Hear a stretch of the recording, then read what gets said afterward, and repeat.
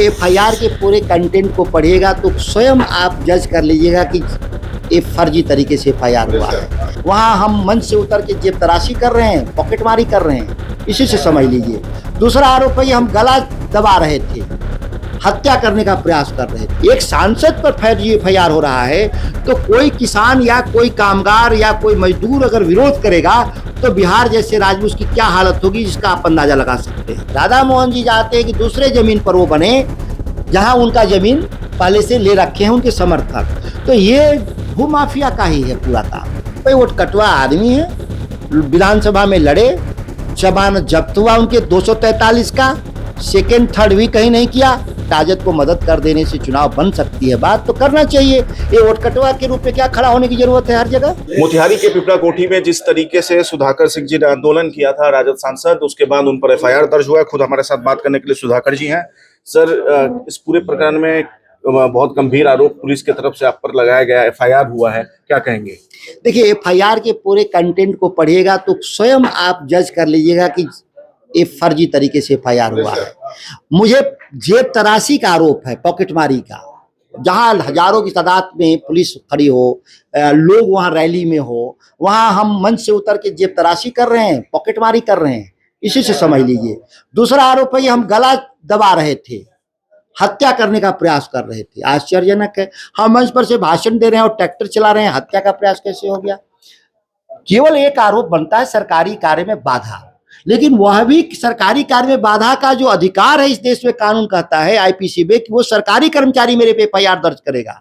लेकिन यहाँ पे एफआईआर करता ठेकेदार है, जो भूमाफिया है, जो स्थानीय सांसद राधा मोहन सिंह के साथ वो दिन भर काम कर रहा है। तो जो वहाँ का जिला प्रशासन है, बेसिकली वहाँ पर वो रबर स्टाम्प है और सरकार के दबाव में वहाँ पर हमारे पर फर्जी एफआईआर। जब एक सांसद पर फर्जी एफआईआर हो रहा है तो कोई किसान या कोई कामगार या कोई मजदूर अगर विरोध करेगा तो बिहार जैसे राज्य में उसकी क्या हालत होगी, जिसका आप अंदाजा लगा सकते हैं।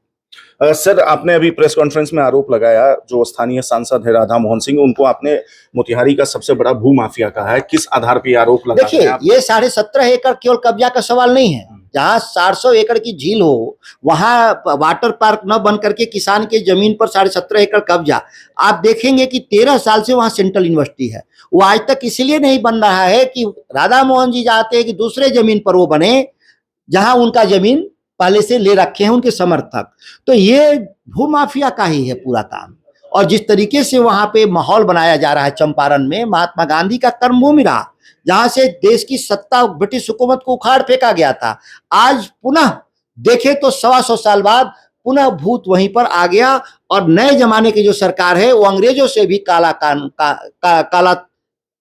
कारनामे हैं, इनके काला कारनामे। आपने सर एक सवाल और उठता है कि आपने कहा कि भागलपुर में जिस तरीके से अडानी को जमीन दिया गया उस पर भी आपने प्रश्न लगाया। उसके बाद आपने कहा कि सरकार जो है इसमें डायरेक्ट इन्वॉल्व है।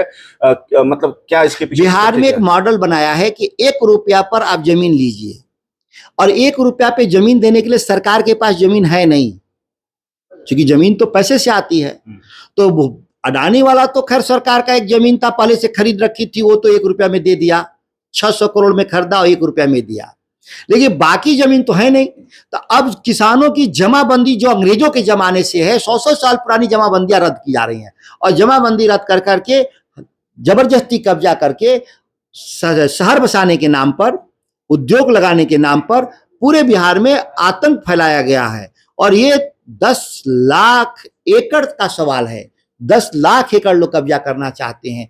लगभग तो 4 लाख एकड़ का तो नोटिफिकेशन जारी कर दिया, और आप देखेंगे कि ये रफ्तार रहा तो 6 महीने आते आते 10 लाख एकड़ तक के बिहार के किसानों का जमीन छीन लेंगे। एक अंतिम सवाल है। सवाल यह है कि पटना के बांकीपुर से प्रशांत किशोर बतौर प्रत्याशी पहली बार चुनावी मैदान में आए हैं, कैसे देखते हैं आप? भाई वो कटवा आदमी है, विधानसभा में लड़े, जमानत जब्त हुआ उनके 243 का, सेकेंड थर्ड भी कहीं नहीं किया, अभी चले आए। वहां पे राष्ट्रीय जनता दल सेकेंड किया था।